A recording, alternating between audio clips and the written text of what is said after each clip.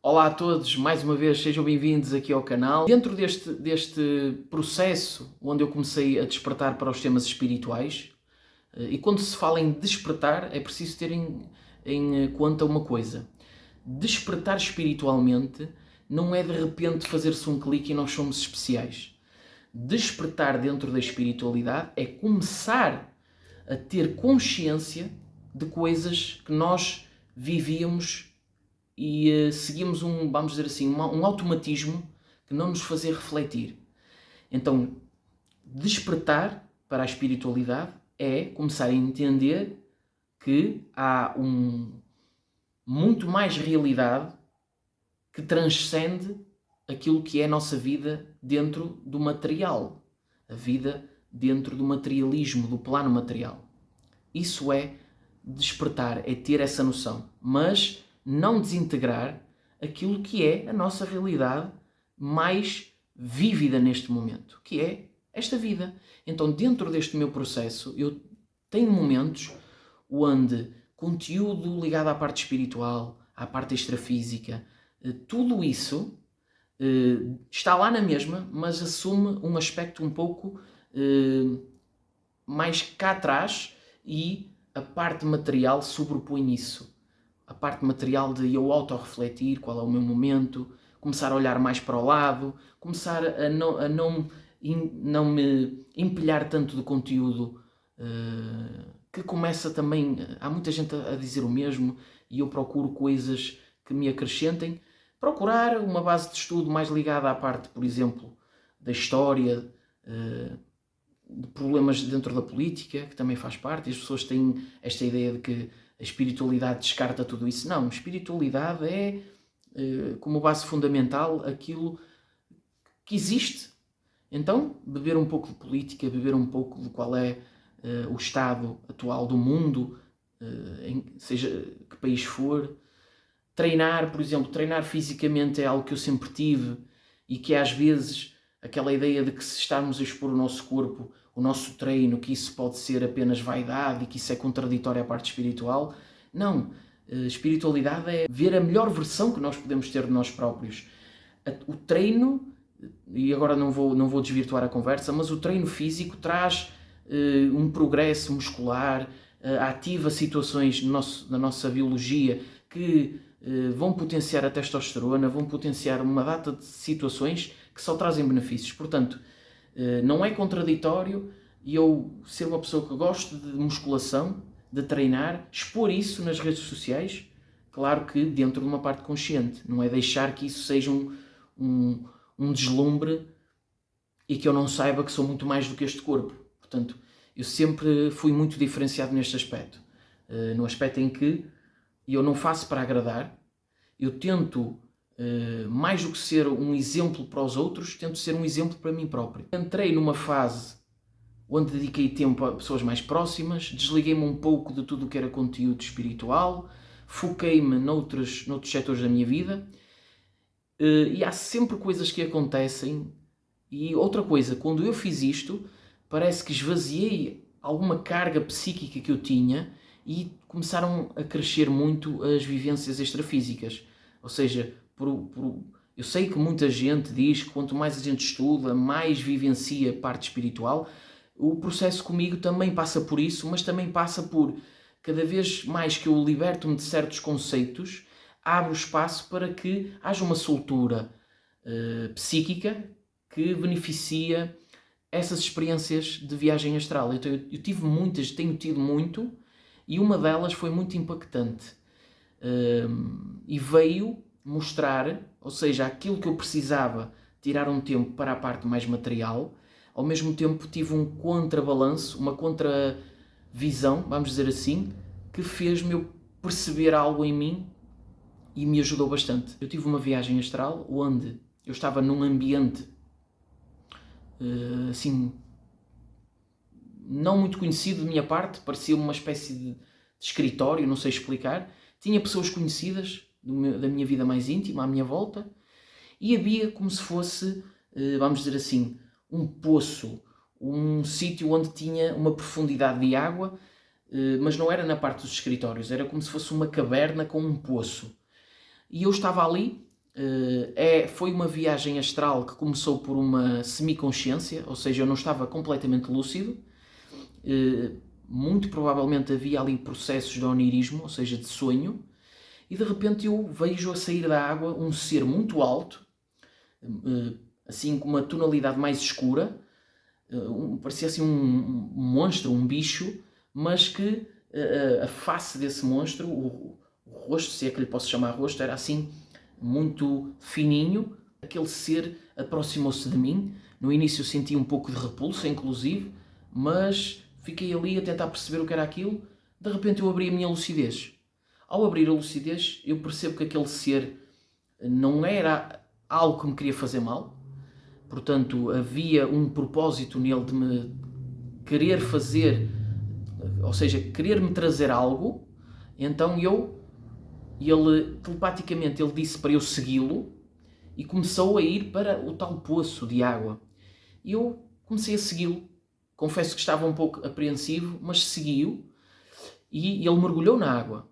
E eu estava lúcido. Lúcido ao ponto de eu olhar à minha volta e perceber se havia nitidez nas coisas. Nas minhas mãos havia uma nitidez, então eu sabia que estava num processo de viagem astral. Eu mergulhei na água, comecei a descer, havia alguma profundidade. Não tive preocupação em respirar, porque eu sabia que estava no extrafísico. Então eu mergulhei nessa água e até que passei para uma parte onde havia uma escada metálica e eu deixei de ver aquele bicho. Mas como havia a escada e ele não estava ali, eu sabia que tinha que subir a escada. Então eu subi a escada e ao subir eu deparo-me numa fábrica, uma zona fabril com muitos operários. Deixei de ver o tal ser. Eu sabia, ou eu senti na altura, que o único propósito daquele ser, que provavelmente foi plasmado por mentores, ou não sei, era me levar ali.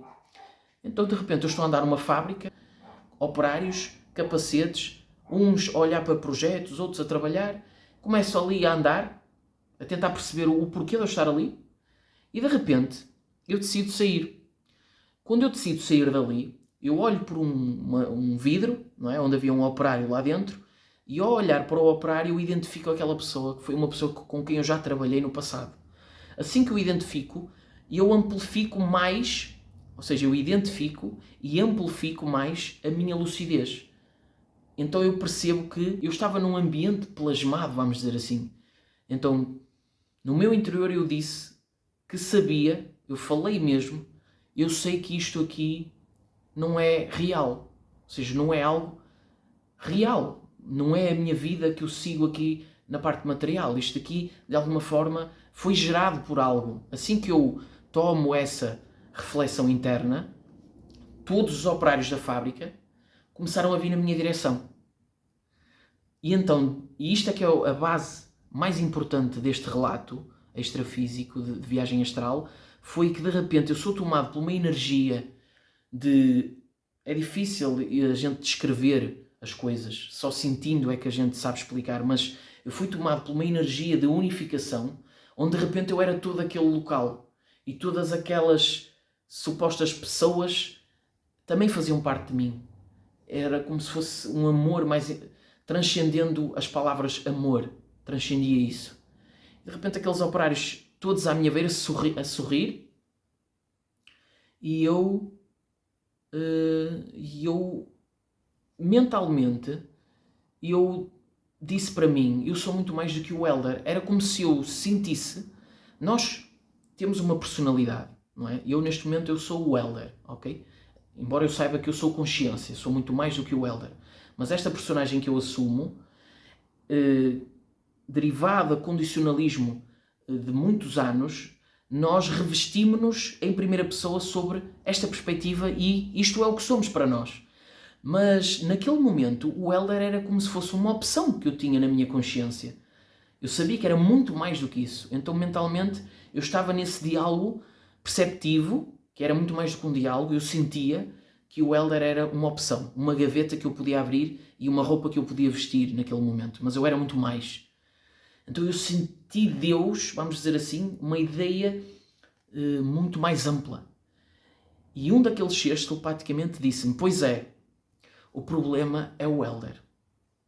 não fazer do ego um vilão, mas torna-se um problema em certa parte, porque essa visão egóica, personalidade egóica, faz com que nós entramos num padrão.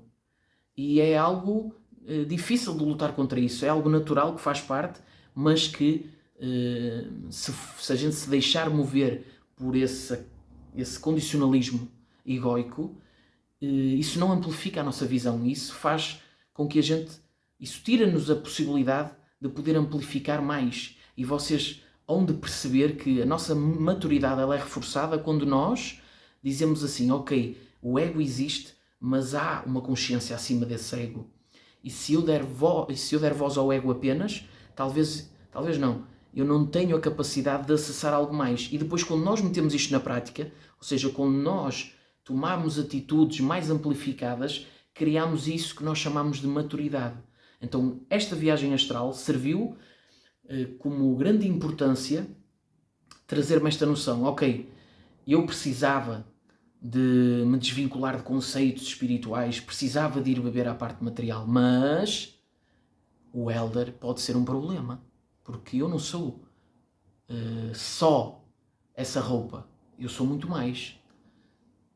E isto ajuda. Ou seja, o ego é importante, porque o ego faz eu treinar, estar bem de saúde, física, visual, a vaidade um pouco, também é importante, a higiene, tudo isso faz parte, mas não pode ser uma coisa que nos deixa condicionados a uma visão não amplificada. Assim, tudo é equilíbrio. Eu posso continuar a ter vaidade dentro de um equilíbrio. Eu posso gostar de conteúdo, seja ele qual for, mas sabendo de antemão de que tudo faz parte, ok? Portanto, eu não acredito no discurso de eu venho aqui com uma grande missão, um grande propósito para fazer... Não, isso não existe. Propósitos existem sim, mas o primeiro propósito que está sempre é a nossa presença, tudo aquilo que nós somos, tudo aquilo que vivenciamos. E nas coisas mais simples e nos detalhes mais, às vezes mais pequenos, está um grande propósito. Então não criem uma ideia ilusória se isso não corresponder àquilo que é a realidade. E qual é essa realidade? É quando nós estamos entre quatro paredes connosco. Essa é a nossa realidade. É quando não temos mais nada. O nosso foco não está em lugar nenhum a não ser o nosso agora, que é o nosso interior. Muita gente fala disso, do poder do agora. É este o poder do agora. O poder do agora é escutar a nossa maior proximidade. Trouxe aqui um relato, várias reflexões, mas que espero que tenha feito sentido para alguns de vocês. E é isso. Um grande abraço e muito obrigado a todos.